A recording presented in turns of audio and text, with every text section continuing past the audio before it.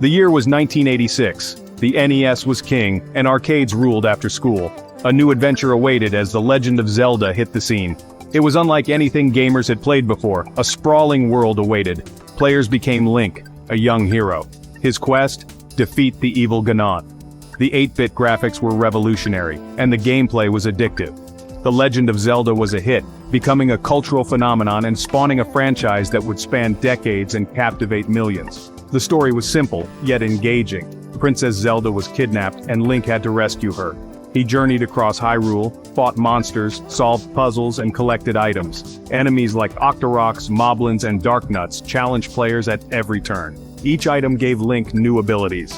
The Legend of Zelda was groundbreaking, establishing the series' core elements: exploration, combat, puzzle solving, and item collection.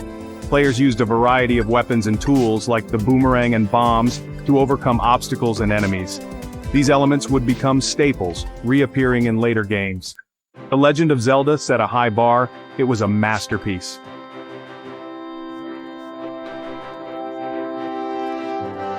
Zelda II. The Adventure of Link arrived in 1987.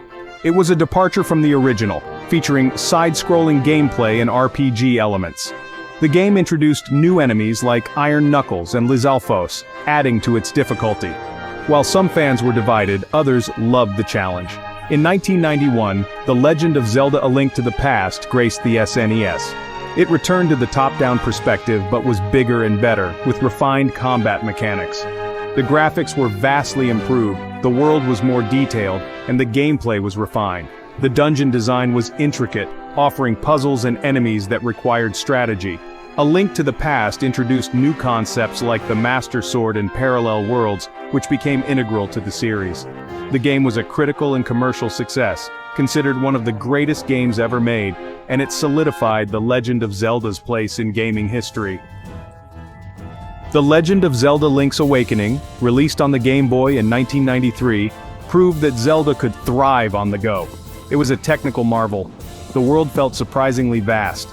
The gameplay was classic Zelda, perfectly tailored for the Game Boy. Players encountered familiar enemies like Moblins and Octoroks, each requiring different strategies to defeat. Link's Awakening wasn't just a technical achievement, it was a critical and commercial success. It proved that handheld gamers craved Zelda's unique blend of exploration, combat, and puzzle solving. It paved the way for a string of successful handheld Zelda titles. The early Zelda games were innovative, pushing the boundaries of game design and captivating players with their charm and challenge. They laid the foundation for a legendary franchise. The best was yet to come. The gaming world was changing. The 16-bit era gave way to 3D graphics, and the Nintendo 64 promised new possibilities. Gamers eagerly awaited the next Zelda installment. In 1998 it arrived, The Legend of Zelda: Ocarina of Time. It was a revolution, not just a graphical leap. It redefined what a Zelda game could be. The world felt alive. Hyrule Field was vast and seamless. Players were blown away. This was truly immersive gaming. The story was epic in scope, introducing time travel. Link journeyed between childhood and adulthood, faced challenging dungeons, and battled fearsome bosses. Each victory was rewarding. Players encountered a variety of enemies, from the skeletal Stalfos to the terrifying Redeads, and even a shadowy version of Link himself, Dark Link. Ocarina of Time became an instant classic, receiving perfect scores from critics, winning numerous awards, and pushing the N64 to its limits. The game introduced innovative mechanics like Z-targeting for combat, horseback riding, and playing the ocarina to solve puzzles and travel through time. It set a new standard for the industry. The Legend of Zelda had entered a new era.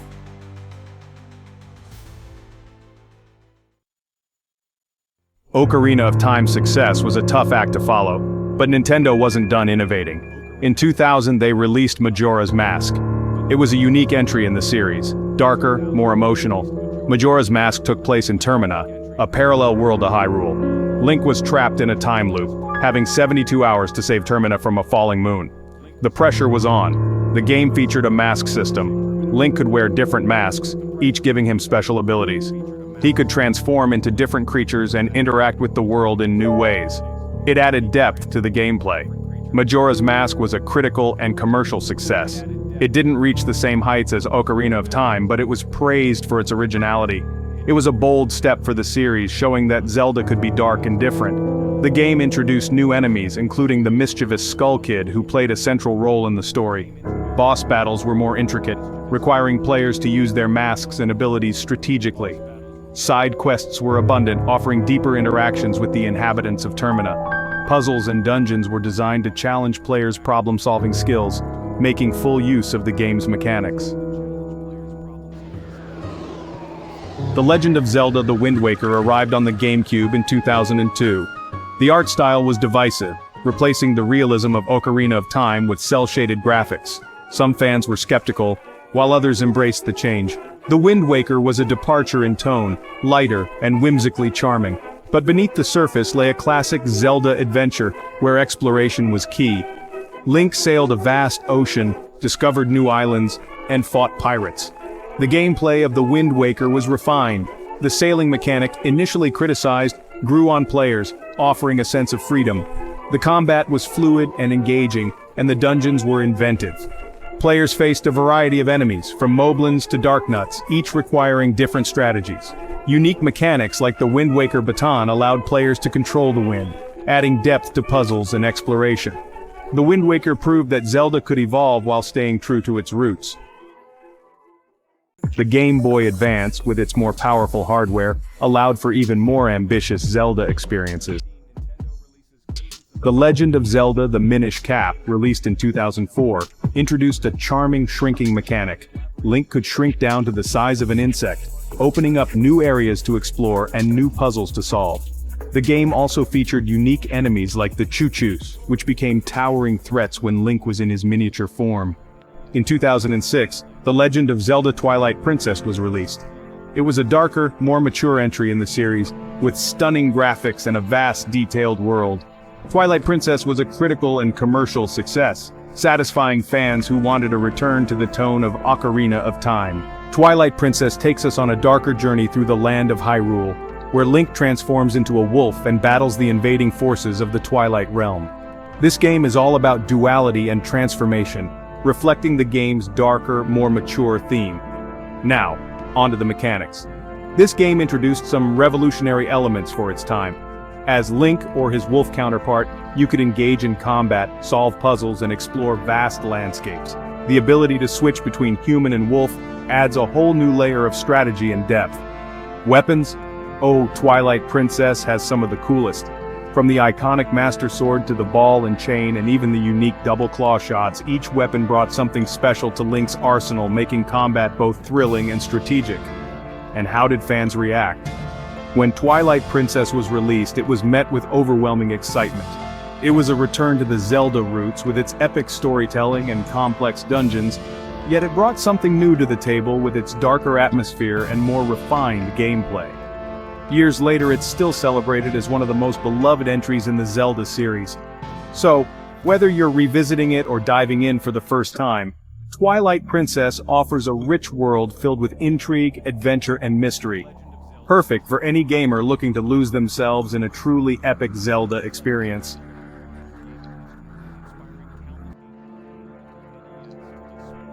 The Legend of Zelda: Skyward Sword, a game that not only enchants but challenges its players at every turn. Released for the Wii in 2011 and later remastered for the Nintendo Switch, Skyward Sword offers a unique take on the beloved Zelda franchise with its innovative motion controls and a compelling origin story for many of the series' key elements. Let's start with the story. Skyward Sword takes us back to the very beginning, where legends were just being written.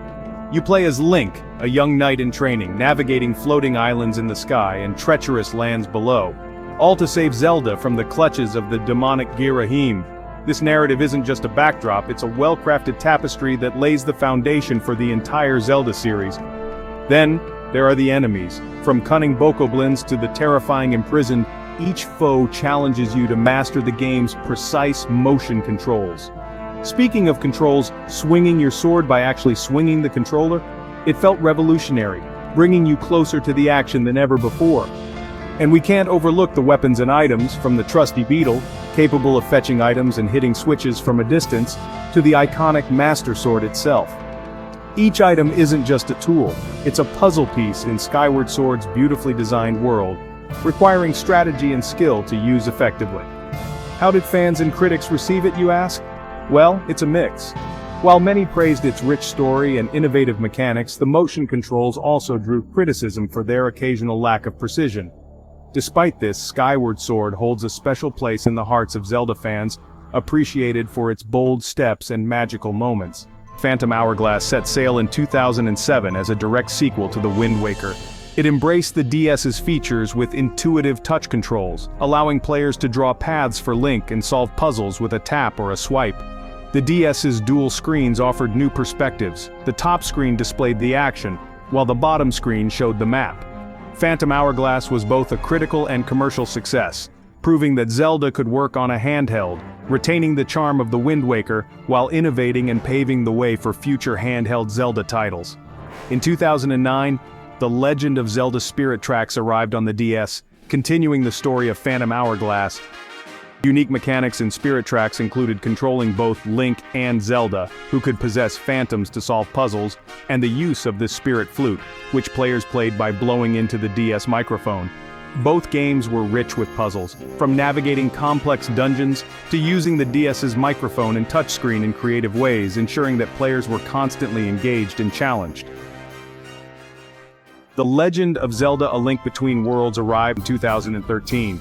It was a return to form, a spiritual successor to A Link to the Past, featuring the same top-down perspective but adding a new dimension, literally.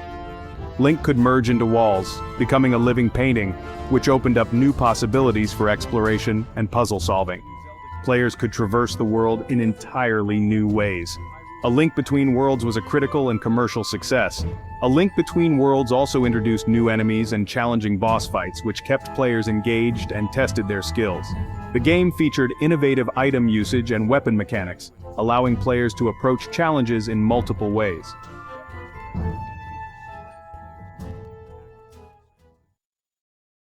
In 2015, The Legend of Zelda Triforce Heroes was released on the 3DS. It was a multiplayer-focused Zelda game where players teamed up to solve puzzles and defeat enemies.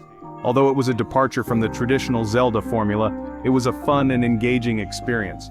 However, Triforce Heroes received mixed reviews. Some praised its multiplayer gameplay, saying it was a blast to play with friends, while others found it lacking as a single-player experience. It wasn't a bad game, but it wasn't a classic Zelda title either. The year is 2017, and anticipation for a new Zelda title is at an all-time high. The gaming landscape has changed. Open worlds are the new standard. Nintendo faces a challenge. Can they deliver a Zelda game for a modern age? Then, The Legend of Zelda Breath of the Wild arrives and shatters expectations. It's not just a new Zelda game, it's a reinvention. The open world is breathtaking, Hyrule is vast and seamless. Players are free to explore wherever they want, whenever they want. Gone are the linear dungeons of old. In their place are shrines, over 100 miniature puzzles and challenges that test Link's skills in new and exciting ways. The combat is fluid and dynamic. Weapons break, enemies are smart, and players need to think tactically to survive. Enemies range from simple bokoblins to towering Lynels, each requiring different strategies to defeat. Players can use a variety of weapons, from swords and bows to elemental rods, each with unique effects. Crafting and cooking play a crucial role, allowing players to create meals and elixirs that boost health and abilities. Breath of the Wild is a critical and commercial triumph, winning countless Game of the Year awards and becoming the fastest-selling Zelda game in history. Nintendo has done it again. They've redefined a genre.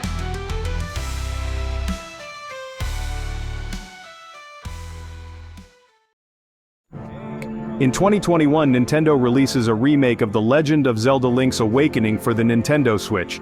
It's a faithful recreation of the Game Boy Classic, but it features updated graphics and gameplay. It's a visual treat and introduces a new generation to one of the most beloved Zelda games ever made. Link's Awakening is a critical and commercial success. It proves that even older Zelda games can still resonate with modern audiences. It shows that Nintendo is committed to preserving its legacy. But fans are eager for something new, something big. The wait is finally over in 2023. Nintendo announces the sequel to Breath of the Wild, The Legend of Zelda: Tears of the Kingdom. Details are scarce, but the anticipation is palpable. The sequel promises new enemies, each more formidable than the last. Innovative game mechanics will redefine how players interact with the world. This iteration of Zelda pushes the envelope with a fully interactive environment. Imagine manipulating elements, crafting complex items, and even altering time to solve puzzles. The freedom in gameplay here is just phenomenal. You can climb almost any surface, glide across vast landscapes, and even build your own structures. Have you ever wanted to craft your very own vehicle in Hyrule? Now's your chance. This level of creativity and gameplay has been a huge hit, receiving rave reviews for its innovation and fluidity. The reception, overwhelmingly positive. Critics praise the game's depth and freedom while fans are loving the immersive experience and storytelling. It's a true testament to the game's design and the passion of its developers. In conclusion, Zelda Tears of the Kingdom isn't just a game, it's a breathtaking experience. Whether you're a battle-hardened Zelda veteran or a curious newcomer, this game promises adventures that are not just played, but lived. From the 8-bit world of the NES to the sprawling landscapes of the Nintendo Switch, The Legend of Zelda has consistently pushed the boundaries of gaming. Each generation brought new technology and new challenges. Yet the heart of Zelda remained the same, a timeless tale of courage and exploration. The series' impact on gaming is undeniable. Zelda established core gameplay mechanics that became industry standards. Exploration, puzzle solving, item collection, and epic boss battles became synonymous with the action-adventure genre.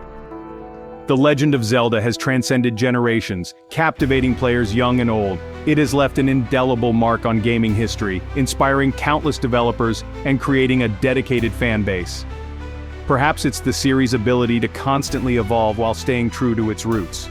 Each new Zelda game builds upon the foundation laid by its predecessors, introducing innovative mechanics like time travel, motion controls, and open-world exploration. Zelda is familiar yet always fresh, a delicate balance that few franchises can achieve. The feeling of exploring a vast unknown world filled with secrets to uncover. The series also boasts a memorable roster of enemies, each requiring unique strategies to defeat, adding depth and challenge to the gameplay. Whatever the reason, The Legend of Zelda remains a shining example of gaming excellence.